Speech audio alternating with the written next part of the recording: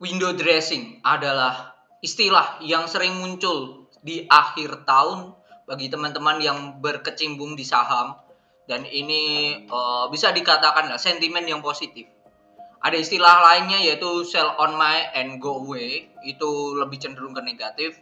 Tetapi untuk window dressing, nah ini biasanya bisa dikatakan momentum untuk mencari cuan lebar lah ya di pasar saham.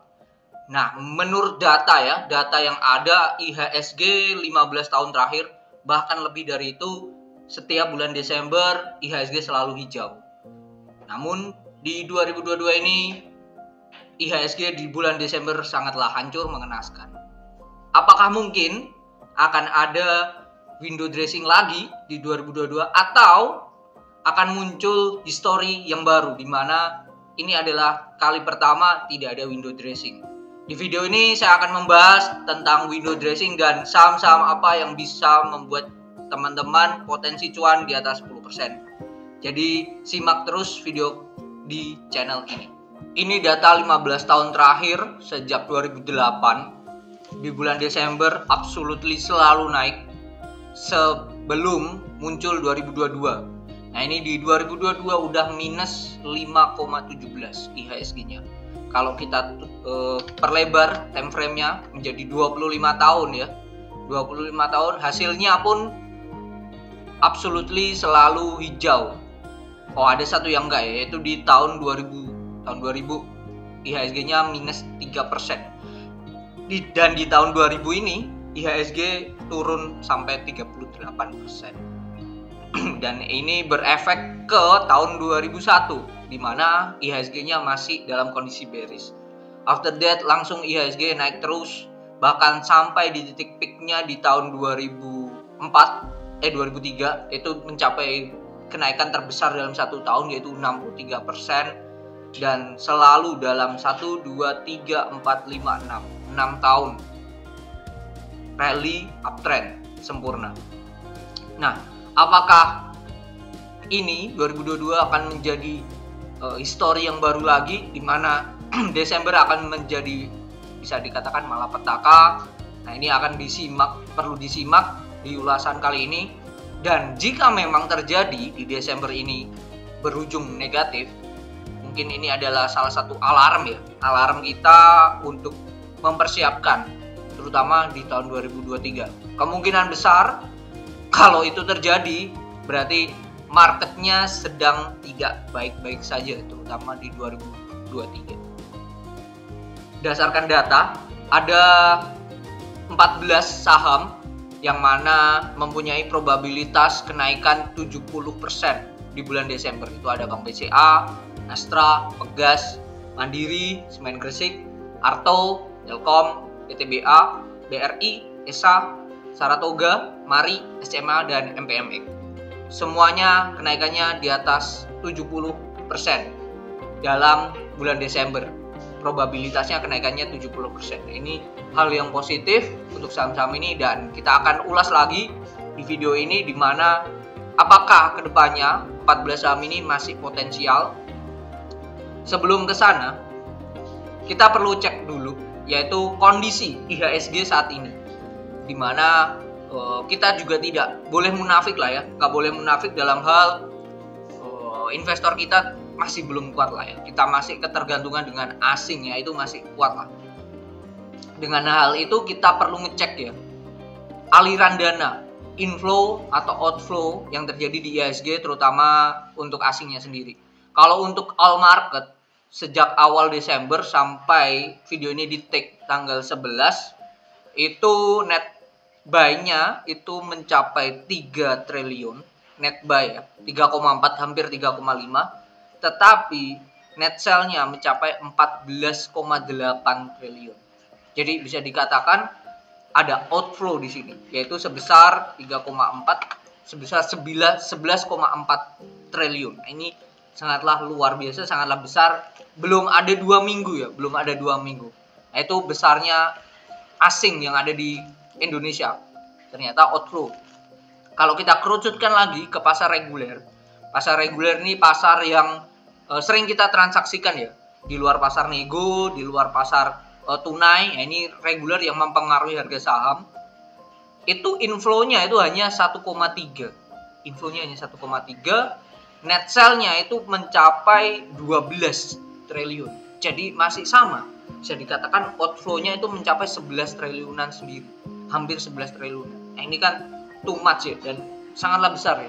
Dan kalau teman-teman perhatikan, outflow-nya ini didominasi oleh saham-saham blue chip. Ada Bank BCA, outflow mencapai 3,7, Telkom 1,6, Mandiri 1,1, Astra 1 triliun. Besar banget. Dan inflow-nya ini saham-saham yang biasanya bertugas sebagai balancer. Balancer tugasnya apa? Tugasnya adalah untuk menjaga IHSG biar turunnya tidak terlalu dalam. Dan seringkali yang bertugas menjadi balancer adalah saham-saham consumer good. Dan ini terbukti dan terlihat jelas, yaitu ada Indofood di sini, ada Unilever di sini, ada ICBP di sini. Ini saham-saham yang memang secara karakter terkenal sebagai saham-saham balancer.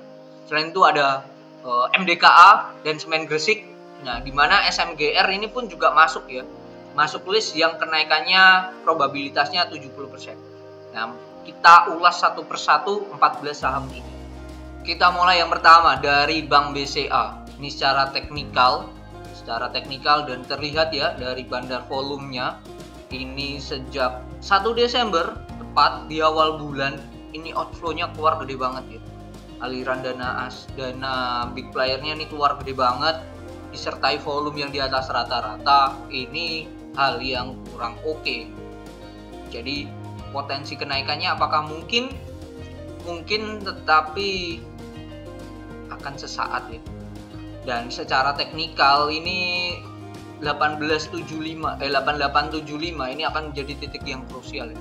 Harga yang krusial, jikalau dia tidak bisa tembus di harga ini, ya dia akan menjadi kenaikan sementara aja. Jadi kemungkinan dia mentok naik ke 8700, 8775, habis itu turun lagi. Karena harga di 8875 ini terlihat ya dari teknikal, ini adanya rejection ya, yang menolak untuk naik, dan tekanan jualnya memang besar. Dan terlihat juga di sini kan ada bearish divergence. Nah, ini hal yang perlu kita perhatikan. Secara historikal, Bank BCA 25 tahun terakhir ini probabilitasnya luar biasa ya, 79%.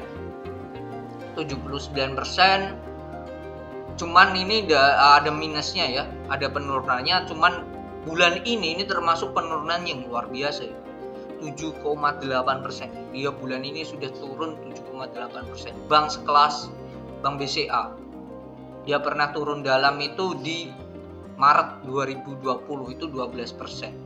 Setelah itu ya mungkin ada 12,5 itu tahun 2012. Sudah lama banget, udah lampau banget. Dan ini bisa dikatakan penurunan yang luar biasa ya. Di bulan Desember ini, bulan yang belum selesai, penurunan sudah capai 7,8. Di satu sisi ini akan menjadi hal yang menyakitkan, tapi di satu sisi kita harus melihat di sini ada opportunity ya. Di sini ada opportunity yang perlu kita lihat lah.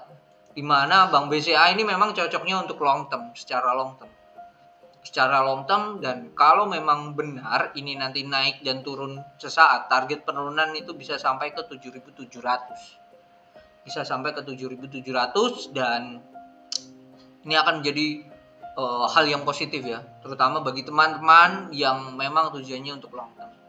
Manfaatkan itu untuk mencari cuan ke depannya. Karena jarang-jarang ya Bank BCA mendapatkan diskon atau memberikan diskon sedalam itu.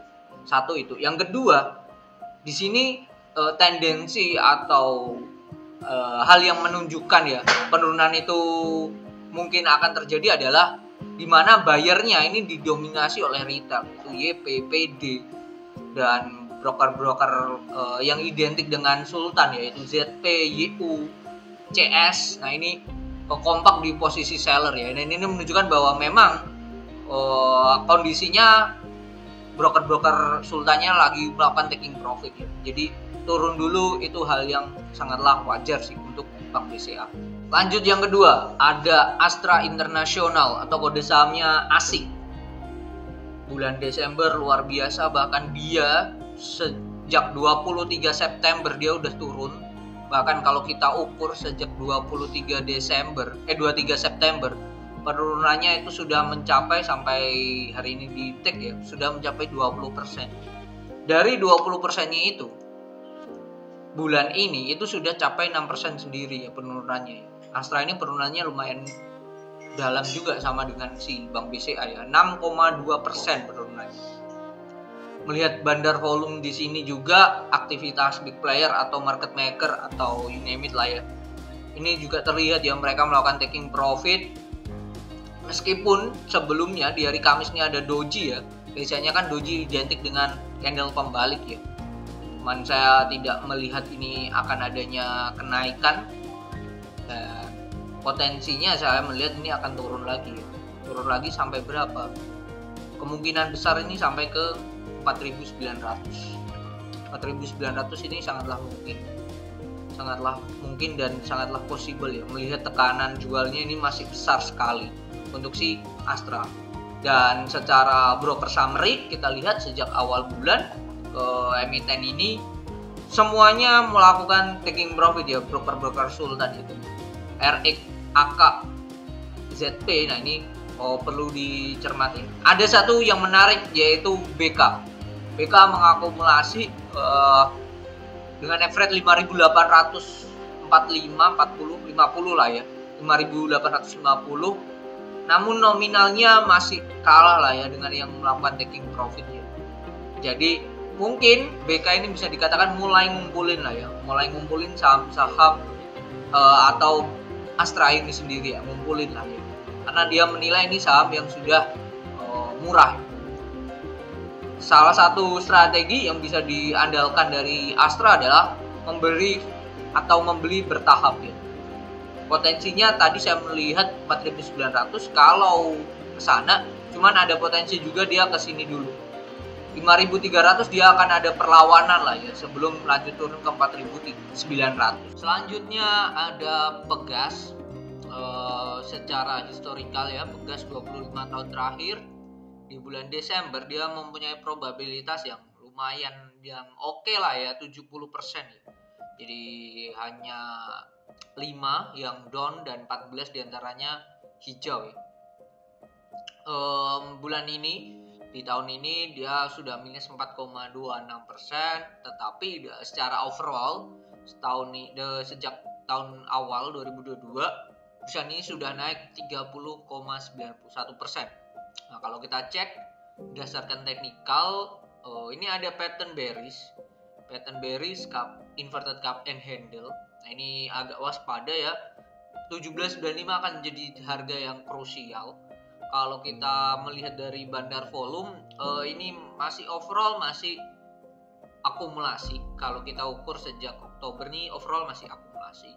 Cuman kalau kita ukur sejak awal bulan, hasilnya adalah dia netral. PD, BK, ZP, AZ. Nah ini dua broker top buyer dan top seller semuanya netral lah bisa dikatakan.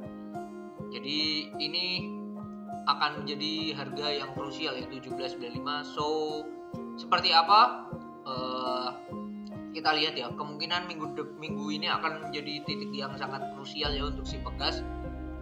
Namun jika memang benar-benar turun, teman-teman harus waspada karena ini bisa potensi sampai ke 1620. Dan sebelum ke sana memang akan ada perlawanan lah ya di 1700. Itu sih, itu aja sih. So far kalau naik ya resistennya akan sama sih, 1900, 1940, 2130 dan 236. Oke, mungkin itu untuk Pegas.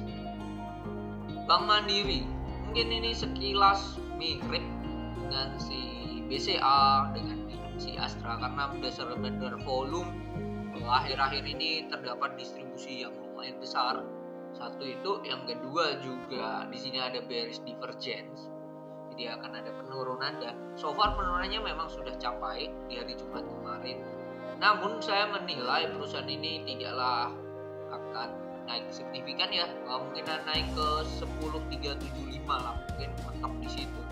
dan dia akan turun lagi juga. Support selanjutnya itu sudah 675. Secara bandarmologi broker summary di awal bulan nih big distribusi yang gede banget, bahkan jualan hampir 1 triliun ya, 809 miliar. Ini sangatlah besar banget ya. Jadi be careful untuk teman-teman di Mandiri, kalaupun naik kemungkinan kalau tidak didukung dengan volume yang oke, itu bisa dikatakan hanya dead cat bounce belakang. Oke, itu untuk Bank Mandiri, dan secara historikal memang dia sangatlah menarik ya. Desember ini 75% ya, 75% kenaikannya di bulan Desember ya, selama 25 tahun terakhir.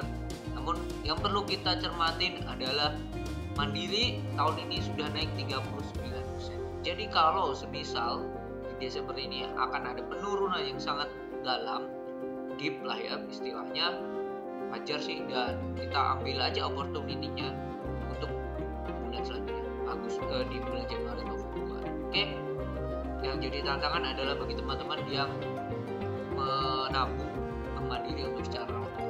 Namun yang diserang adalah secara psikis. Untuk secara manajemen, saya harapkan semoga tetap konsisten menabung karena tidak ada perubahan fundamental yang signifikan. Perusahaan ini masih termasuk one of the best big bank di Indonesia. So let's see apakah kita mendapatkan harga diskon lagi untuk Bank Mandiri. Yang perlu diingat adalah coba lihat opportunity yang ada. Oke, itu tadi baru 4 saham yang dibahas, masih ada 10 saham lagi. Jadi tunggu episode selanjutnya di part kedua dan part ketiga.